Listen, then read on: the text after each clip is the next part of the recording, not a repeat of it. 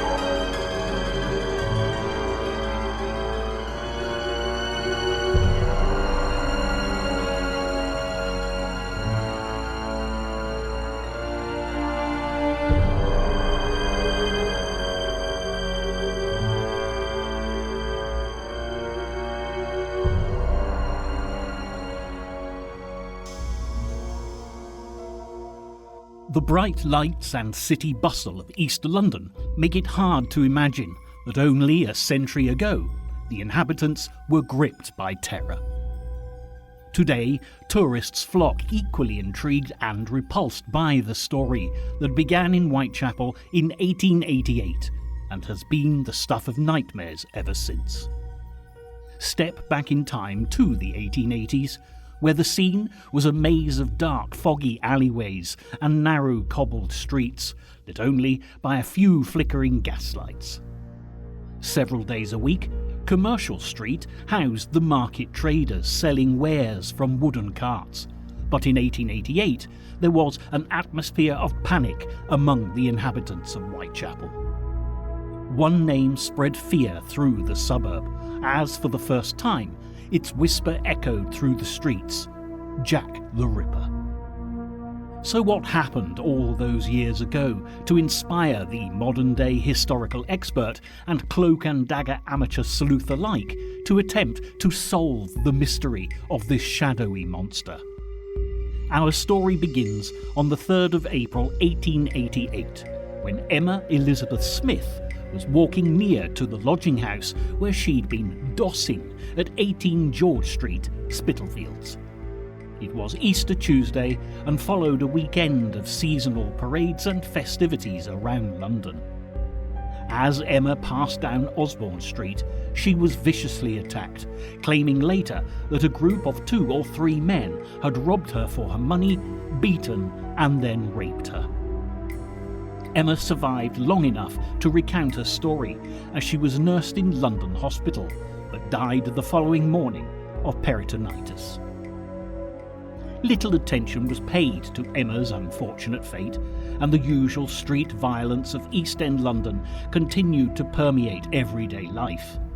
This was the London of Jack the Ripper, vicious killer of at least 5 ladies of the night who sold their favours for a few pennies worth of gin and a squalid bed for the night.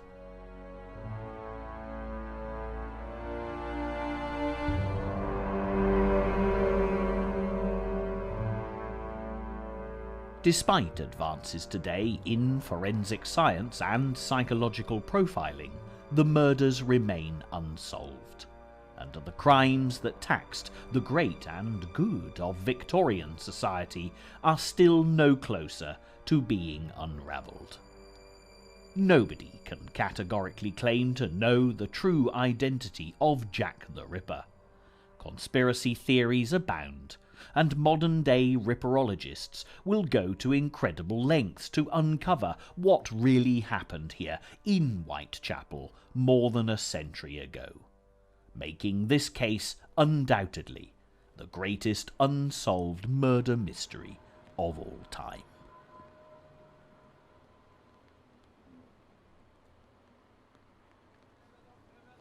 Looking at this busy, bustling district today, with market stalls, sari shops and balti houses stretching as far as the eye can see, it might seem an impossible task to find anything at all left of the Jack the Ripper era.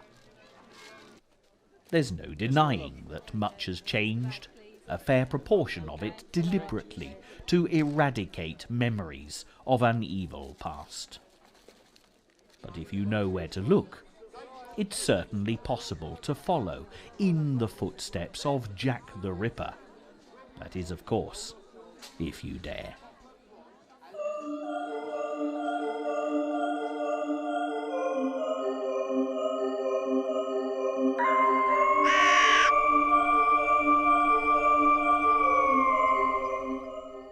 So where do we begin?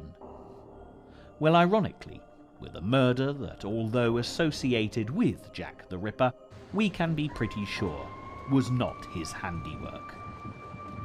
This is Brick Lane, at the heart of Whitechapel, now the busy hub of London's Bengali district.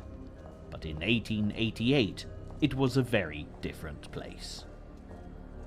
Narrow streets and overcrowded slums made it dark and dangerous, particularly for the many prostitutes that operated in this area. The month was April, Easter bank holidays, and celebrations were in full swing. Late on the night of the 2nd, working girl Emma Smith set off into neighbouring Osborne Street to try her luck. It was a rough and ready district, and prostitutes regularly took unthinkable risks. Severe beatings were commonplace, and regarded as just a regular hazard of the job. Emma was approached by a group of men who brutally attacked her, took what little money she had, and raped her. With injuries so severe that she was taken to the nearby London hospital, Emma died the next morning from peritonitis. The coroner recorded a verdict of willful murder, but Emma Smith was quickly forgotten as the women of Whitechapel continued to ply their dangerous trade. Business is brisk in the district today, and Spitalfields Market is no exception. Modern trading is all pretty legitimate and above board, with thousands flocking regularly to the newly refurbished market that was once the London Fruit and Wool Exchange. Nevertheless, it was the clothing industry that predominated all around in Jack the Ripper's day, as it had for centuries before. Famous the world over is the Petticoat Lane Sunday Market, where tourists and locals alike enjoy rummaging for a bargain. Queen Victoria, however, was distinctly unamused by such a scandalous reference to an undergarment, and during her reign this became known as Middlesex Street, ironically still the official name for this colourful road today. There are many reminders of this area's clothing manufacturing roots, and if you take a closer look at much of the architecture, you'll see the properties of the infamous French Huguenot silk weavers, who settled in this district after fleeing into exile. The blue plaque on the corner of Wilkes and Francis Street marks the residence of Anna Maria Garthwaite between 1690 and 1763, who was a well-known Huguenot silk designer. But the French were not the only immigrants to flourish in the Whitechapel district of London, and by the time Jack the Ripper made his first murderous forays into the night, a thriving Jewish community had also become prominent in the area.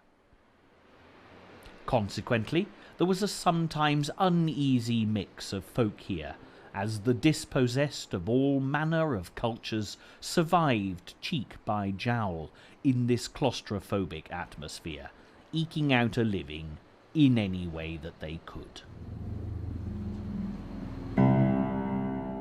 Moving on, we come to Gunthorpe Street, a name that Jack the Ripper most definitely would not have recognised, as in 1888 this gruesome thoroughfare was known as George Yard.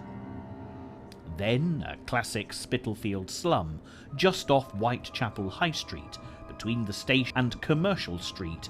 Today there's little to dread along this very ordinary road. But on the morning of the 7th of August 1888, John Reeves, a resident of George Yard Buildings, made a horrendous discovery on the first floor landing. It wasn't uncommon for down and outs to slump insensible from drink in doorways and on landings, yet what this man saw chilled him to the very core. A woman's body lay at his feet, stabbed 39 times in the chest, throat, and abdomen. These were the mortal remains of Martha Turner, also known as Tabram. And when the police were called to the scene, the fact that another prostitute had died caused little or no interest, and a report of the event didn't even appear in the press until 3 days later. Piecing together the evidence leading up to Martha's tragic demise, you do get a fair representation of what life was like for Whitechapel prostitutes in the 1880s. Not an attractive soul by any means, Martha, like so many of the lost causes to live in this district, was an alcoholic. Aged 39, she'd been married with 3 children, but her incessant need for the demon drink gradually robbed her of all her dignity. This is the White Hart pub on the corner of Gunthorpe Street, close to where Martha's mutilated body was found. Still popular to this day, it stood here since 1721, and Martha would certainly have drunk in this pub whenever she had the funds to do so. Witnesses report seeing Martha with a fellow unfortunate, as prostitutes were then euphemistically known, called Pearly Poll at the White Swan, a similar pub on Whitechapel Road, which has long since been demolished. Drunk as could be, the 2 women picked up clients, a couple of sailors.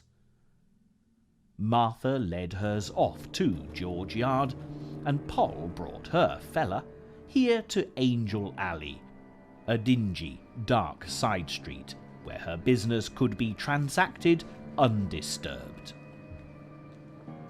Pearly Poll was the last person to see Martha alive, and at the time everyone assumed that it must have been the seafaring gentleman or a subsequent punter who had committed the dastardly deed.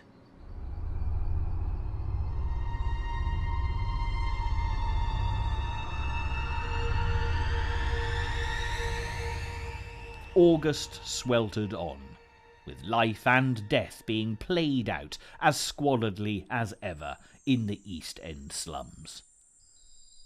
A dockyard fire blazed on the evening of the 30th, painting the London skyline blood red, as if to prophesy the evil that would stalk the streets some hours later. This is Thrall Street, where a common lodging house stood at number 18, often frequented by the Whitechapel prostitutes. Only the entrance to the street remains today, as a new development has been built. Much of the nighttime business that went on was not only to allow the poor unfortunates to sustain their alcohol addiction, but also for the more practical purpose of buying a bed for the night.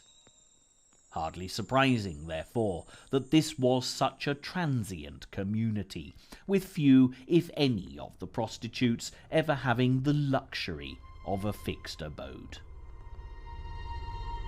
It was to 18 Thrall Street that Mary Ann Nichols, a 43-year-old prostitute better known as Polly, came in the early hours of the 31st of August. Drunk, and without the few pence needed for accommodation, she was turned back out onto the street. Sporting a fine new hat, she squawked, "Never mind, I'll soon get my doss money. See what a jolly bonnet I've got now." Resolved to make enough to return post-haste, Polly set off for Bucks Row, which has since been renamed Durwood Street. But Polly never came back. Her mutilated body was found a short time later by Charlie Cross, a market porter on his way to work for an early shift. At first he thought someone had left a tarpaulin in the gutter as Polly's body lay across the road and pavement. The alarm was raised, and on closer inspection, a policeman's lamp revealed the true horror. The poor woman's throat had been slashed from ear to ear, and the appalling stab wounds to her abdomen were evidently the work of a madman. Although the body was still warm, there were no clues to be found, and even Polly's jolly bonnet lay blood-soaked next to her mutilated corpse. This was the turning point. Suddenly the murders of Emma Smith and Martha Turner became relevant not only to the police, but also to the press. Speculation was rife. Was there a fiend on the loose? Could this be the work of a serial killer? And more importantly, the burning question of the hour was when would the Whitechapel murderer, as the newspapers sensationalized him, strike again? No one had to wait long for an answer.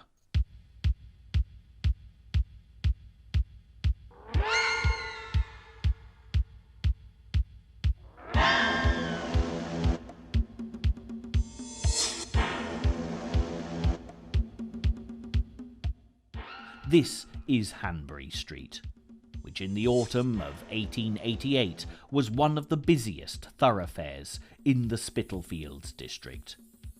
It was a maze of side streets, courtyards and alleyways where entire communities lived and worked in abject poverty. With the unfortunate Polly Nichols laid to rest only the day before, September the 8th dawned to illuminate yet another terrible crime scene.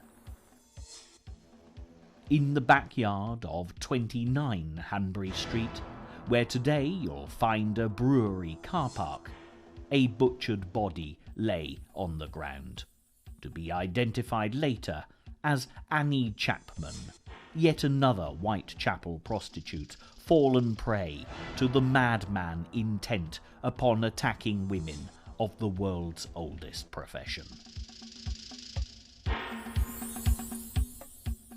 Such was the frenzy and climate of fear that the newspapers had helped to generate. It took just a matter of minutes for hundreds of onlookers to gather about Annie's sad and sorry remains. John Davis, another market porter who lived in rooms at 29 Hanbury Street, got up to take an early turn at his work, and making himself a drink, he went out into the backyard. The sight that met him was truly the stuff of nightmare. Annie's throat had been slashed, just as Polly Nichols had been before her, and the wretched new victim had been viciously disemboweled.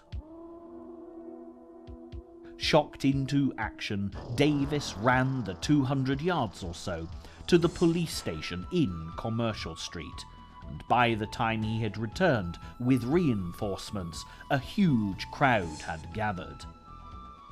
Some local residents were even charging sightseers a fee of a penny to view poor Annie Chapman's grisly demise. This time, however, there appeared to be a clue. A wet leather apron lay screwed up in the yard near to Annie Chapman's body. But would it lead the police to her frenzied killer? Piecing together Annie's last moments leads us to the 10 Bells pub, the hostelry most closely associated with Jack the Ripper's London today.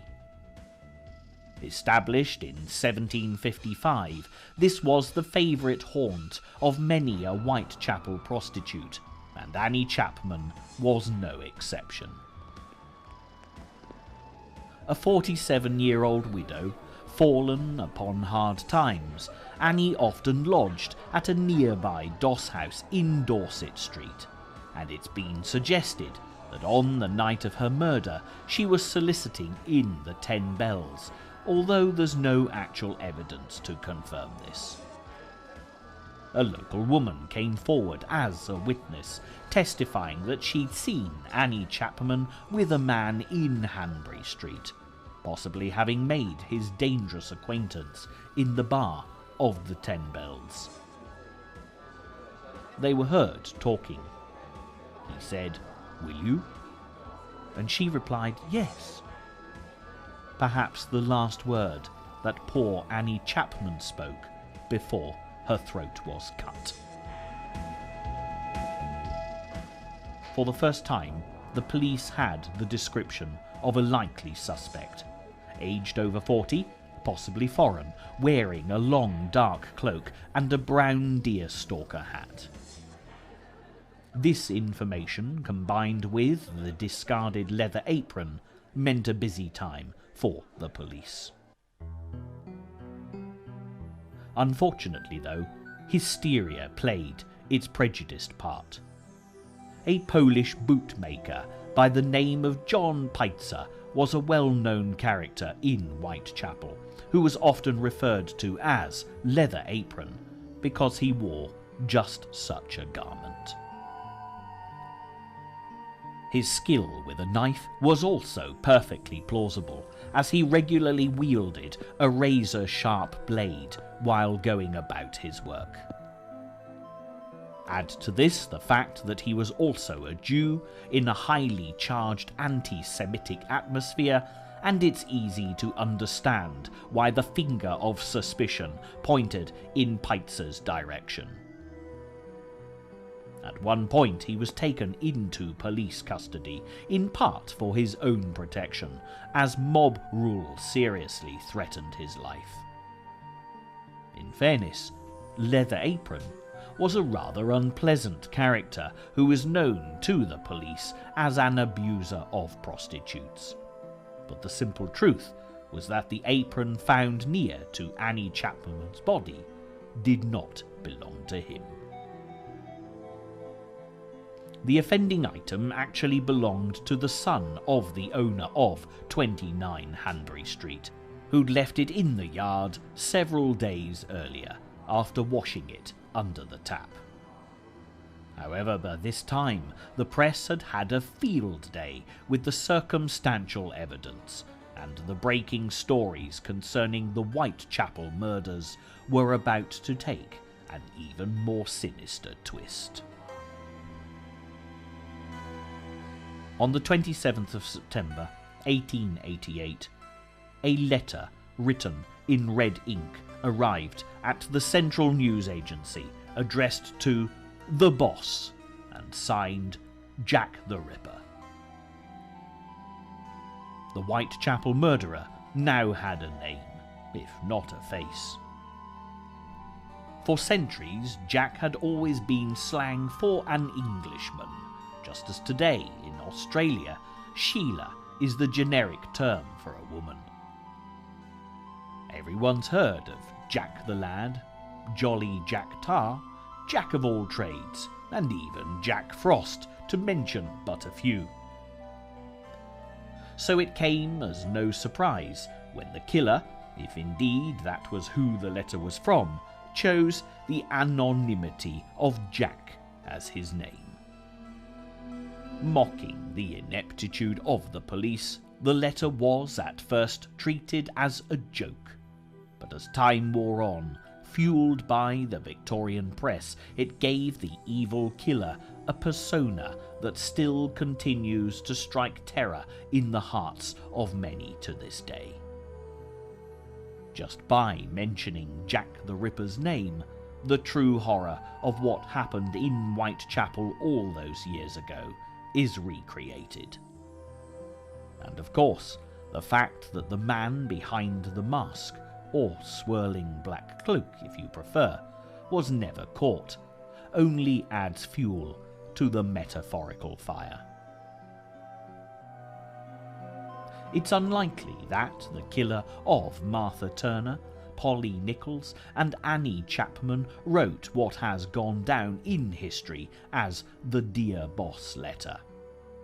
Far more probable is the hypothesis that an unscrupulous journalist got a little creative with his pot of red ink in order to keep a good story selling newspapers. A deception that even the modern paparazzi-driven tabloids of today would be proud to have been credited with. Who can say what effect this very real early case of sensational journalism had on the real killer? But one thing's absolutely for certain. His next atrocity was even more hellish than anything that had gone before.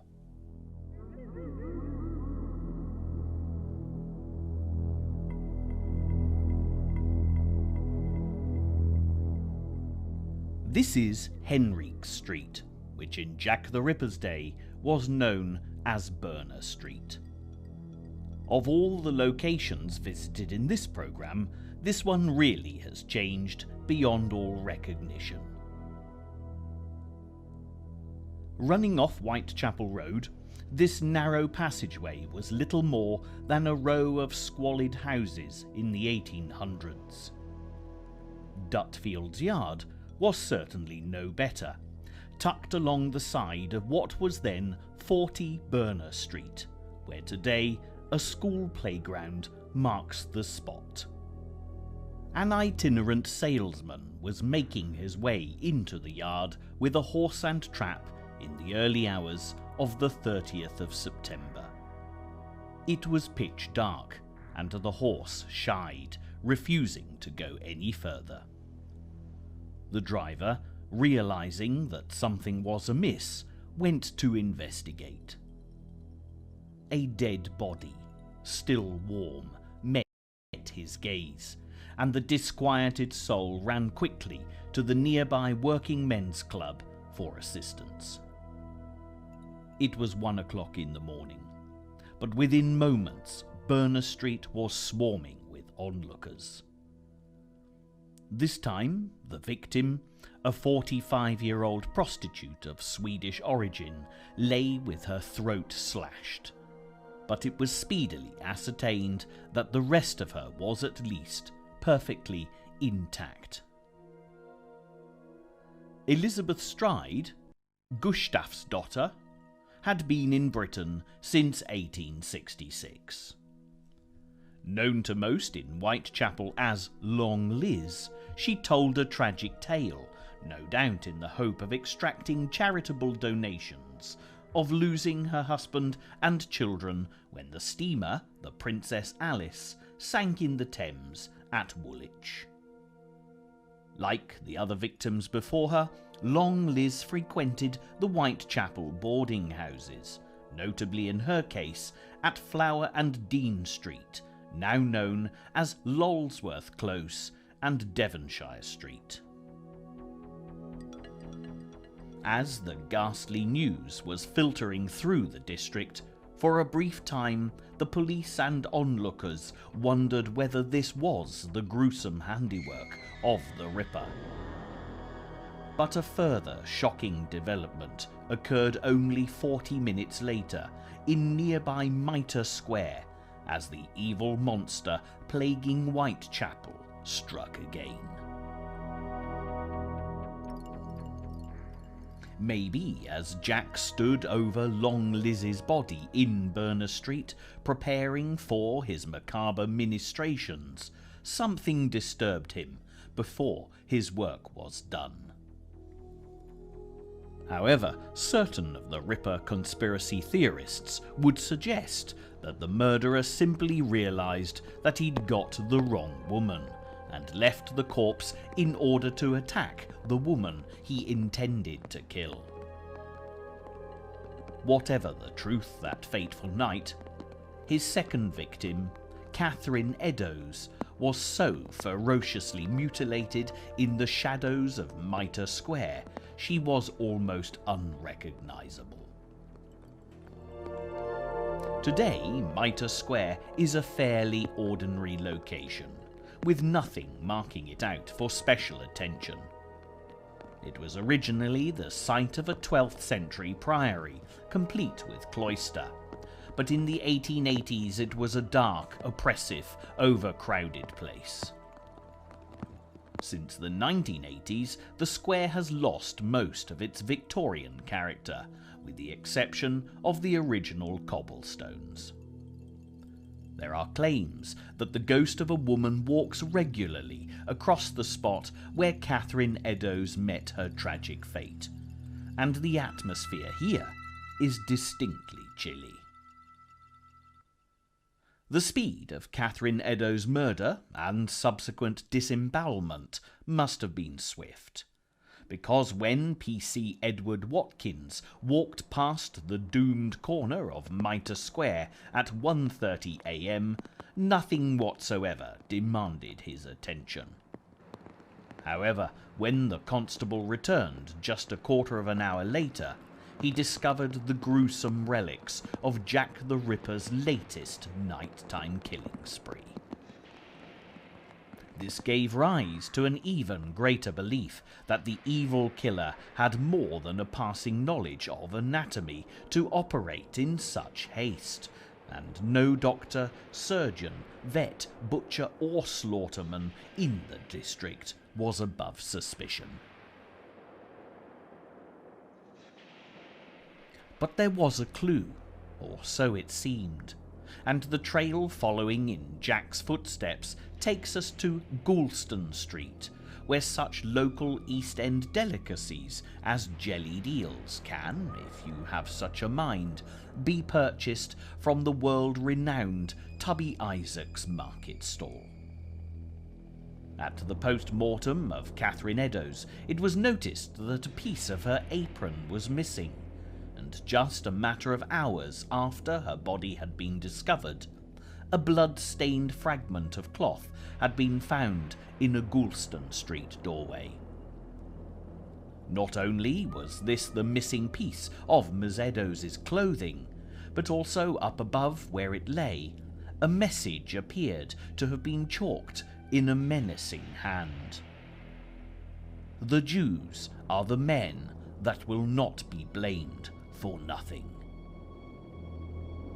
A damning indictment of the Jews indeed, at a time when, as mentioned earlier, anti-Semitic tension was riding high, but this scribbled message was a valuable piece of evidence if it had been written by the killer. Nevertheless, the Chief Commissioner of the Metropolitan Police, Sir Charles Warren, had the words washed away before the dull light of dawn would enable them to be photographed. It was a decision that would damn Warren in the eyes of his many critics for all time. It's very easy, with the benefit of hindsight, to read all manner of motives into the actions of Warren. But as we stand here in Goulston Street and consider the event more carefully, a different perspective is perhaps required. In the first place, within a matter of hours, Jack the Ripper had killed 2 women, with his later victim suffering a frenzied, bloody attack that was certainly the most horrific of the crimes he'd committed to date. And secondly, it was pitch black at the dead of night. Did our murderer, undoubtedly dripping with the blood of his most recent victims, calmly take out a piece of chalk and without any illumination whatsoever scrawl such a bizarre message high above a Goulston Street door? The entire area was swarming with police and curious onlookers after the discovery of Long Liz, so it's highly unlikely that Jack the Ripper would have wasted any time in escaping the crime scene, let alone hang around to incriminate the Jews. Retrospectively, it's far more probable that this was a quite unconnected piece of graffiti that the killer himself didn't even notice was already on the wall when he dropped the fragment of material from Catherine Eddowes' apron on the Goulston Street pavement. It was perhaps little more than an unfortunate coincidence, and Sir Charles Warren's intention had been to remove it quickly before the crowds descended. He feared that the message would incite further racial hatred and even mob violence in the already terrorised East End. The last thing Warren needed was the blood of a Jewish scapegoat on his hands. The aftermath of the so-called double event was acrimonious all round, particularly as Elizabeth Stride's murder was being investigated by one police force and Catherine Eddowes' murder by another. And then, to make matters even worse, a postcard arrived at the Central News Agency in the same blood-red ink and handwriting as the Dear Boss letter. For the many who read it, the facts mentioned suggested that only the murderer, or someone really in the know, could have written it. This was followed a short time later with a gruesome package addressed on this occasion to George Lusk, chairman of the Whitechapel Vigilance Committee.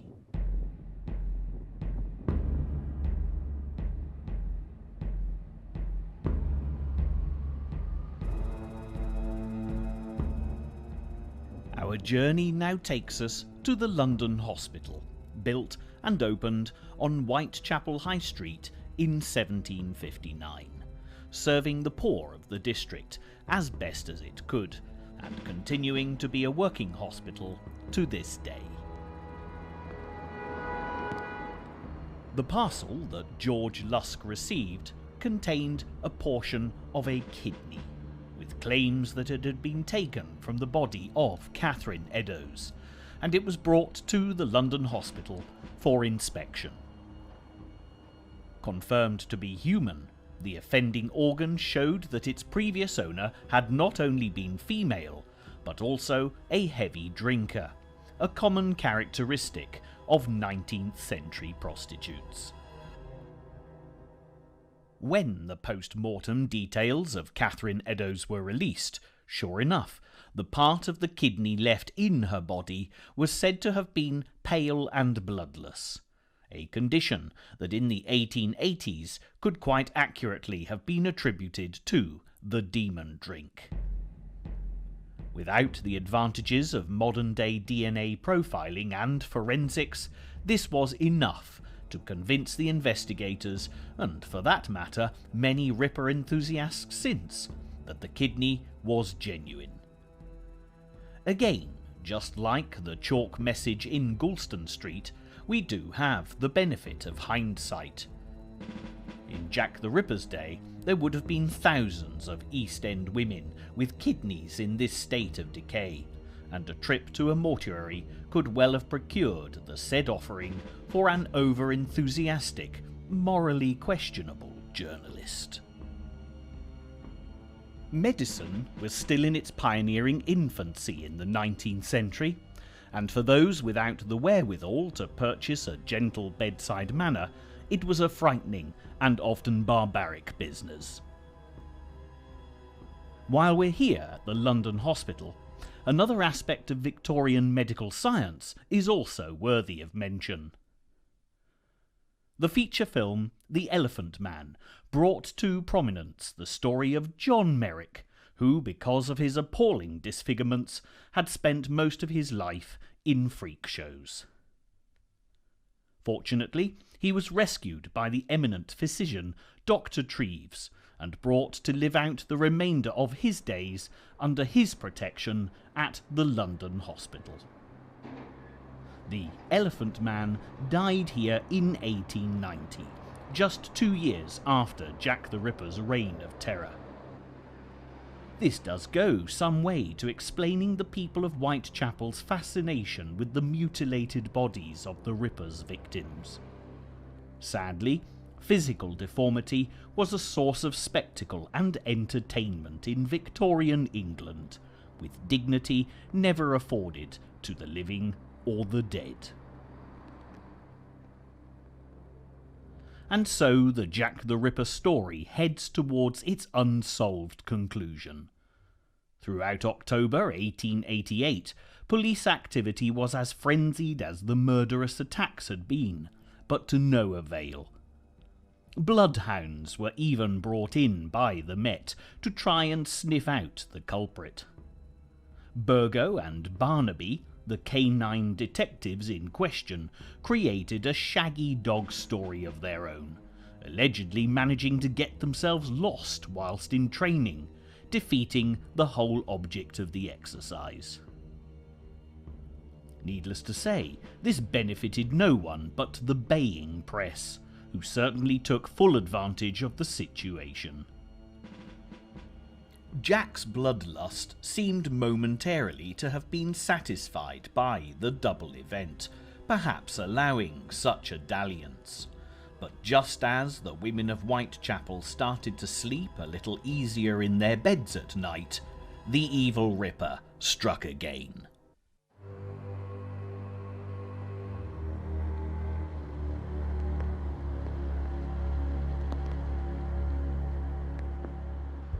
Our next destination is White's Row off Commercial Street, where little, if anything, has remained from Victorian London. A modern car park now stands on what was once Dorset Street, where lodging houses were plentiful, and Annie Chapman, before her murderous encounter with Jack, had often resided when she had earned the price of a bed for the night. A narrow alleyway called Miller's Court led off this thoroughfare via a dark and dingy archway. There, in a squalid rented hovel, lay the mutilated remains of Mary Jane Kelly, thought by many to have been Jack the Ripper's final victim.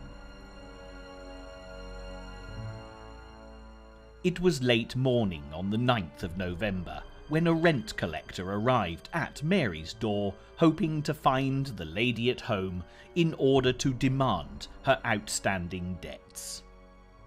There was, as the man had anticipated, no response, and he suspiciously took a closer look to see if she was inside. Peering through a broken window pane, a ghastly sight awaited him. Nothing could have prepared the poor man for the appalling bloodbath that met his gaze.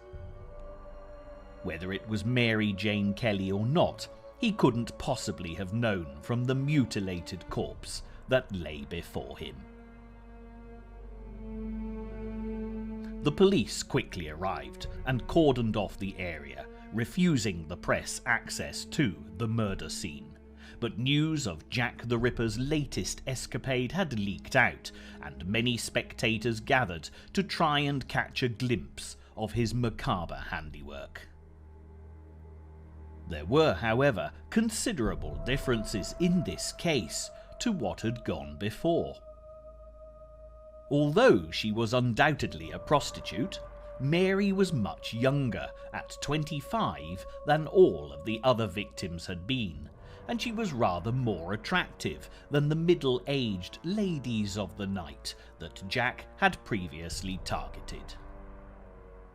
Mary Kelly was well known in the district, particularly at the Ten Bells pub, where she solicited for business with the best of them.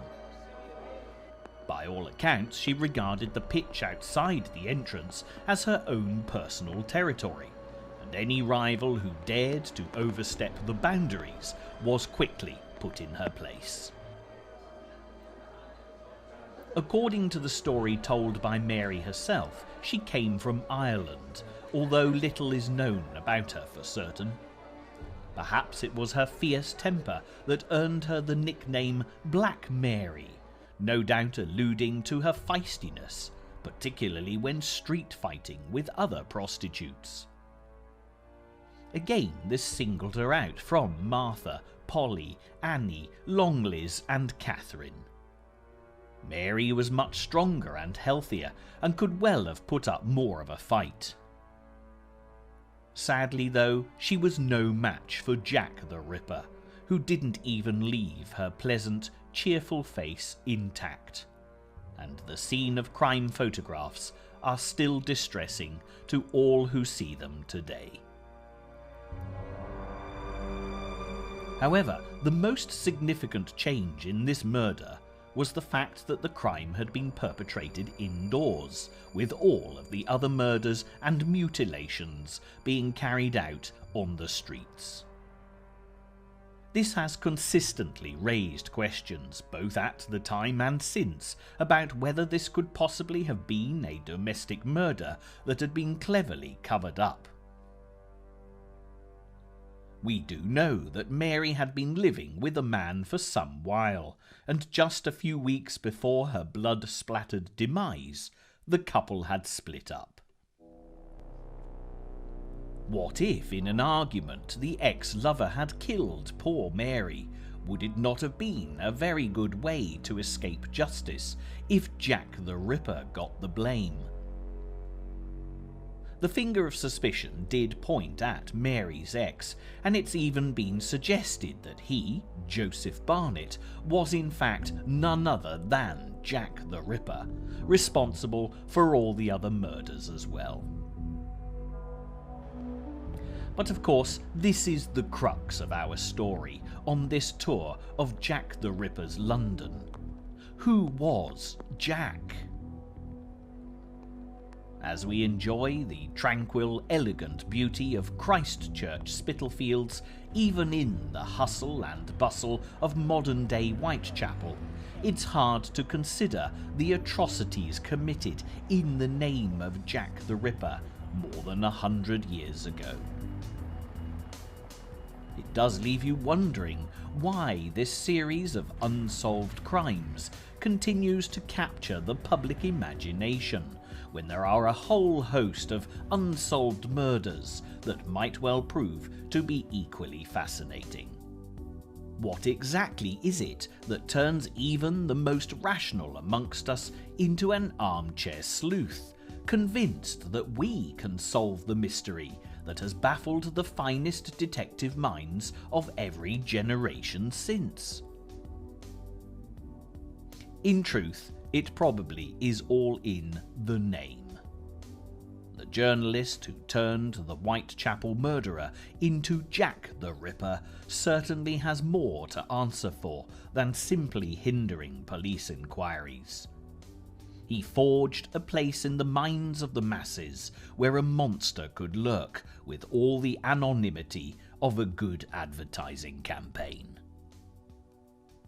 His creation of Jack took on a black-cloaked, even dashing personality, despite the fact that he, if one person was responsible for these horrific crimes, was no more than an evil killer who preyed upon the most desperate and helpless souls to people Victorian society.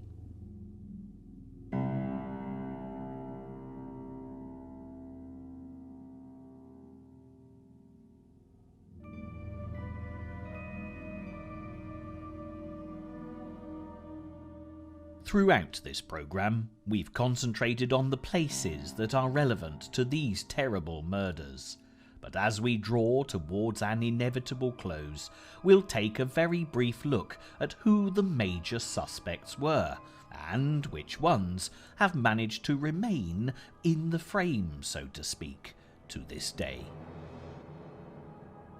Undoubtedly, the most famous suspect, thanks to various feature films and television documentaries, is Sir William Gull, the royal physician to Queen Victoria and her considerable family. Heir to the throne, Prince Albert Victor, the tyrannical matriarch's grandson, was said to have encountered an East End working girl with whom he'd fallen in love, fathered a child, and married in secret. If the legend is to be given credence, Mary Jane Kelly was a friend of this prospective Queen of England and had witnessed the wedding.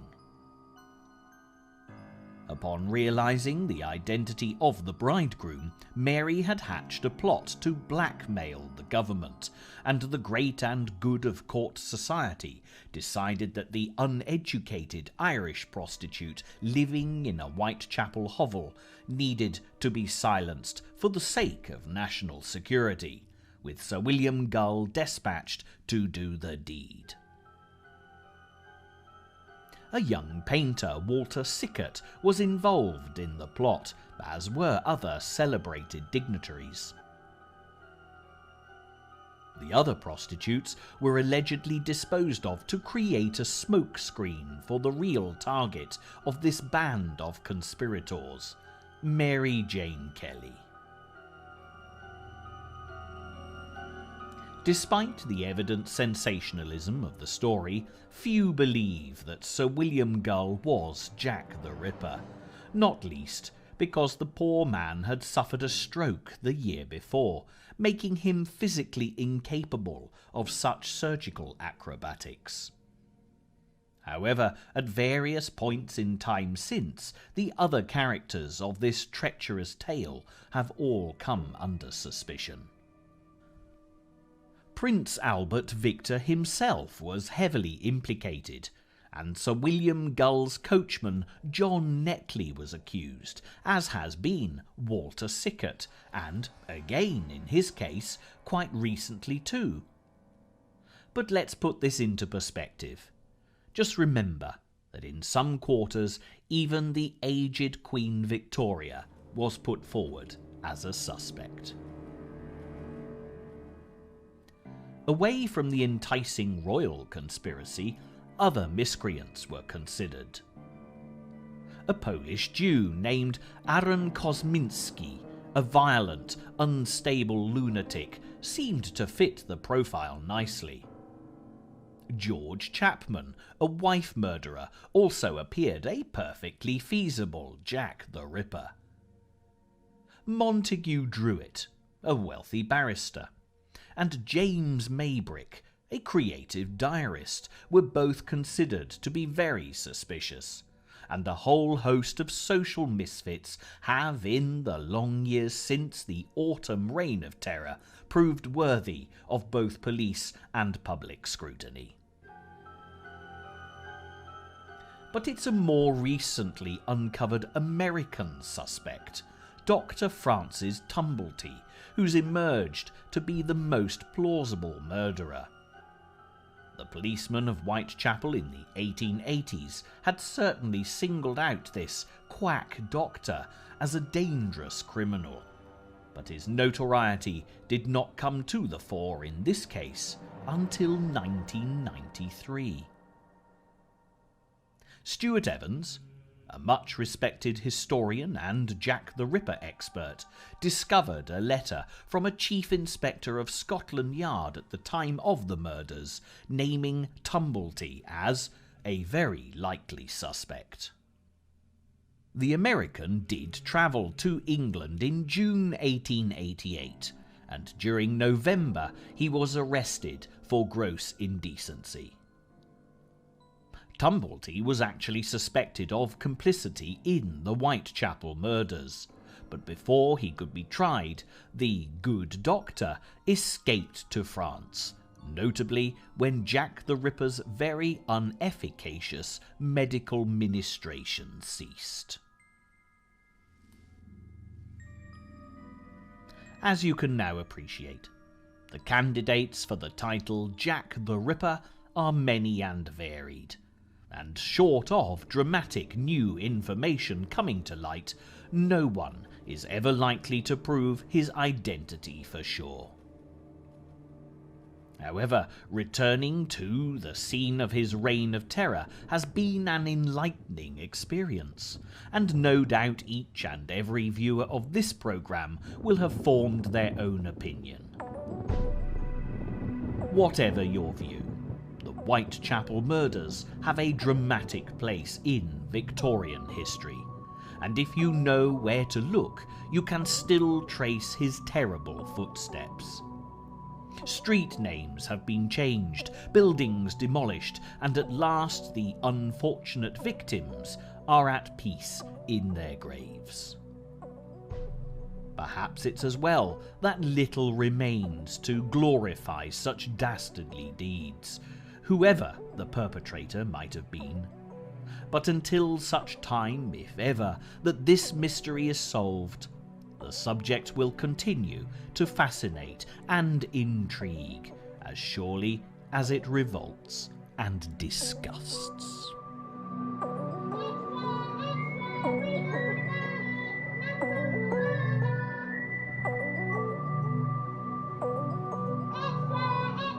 Whitechapel Many strikes again! Come and read all about it! Jack the Ripper!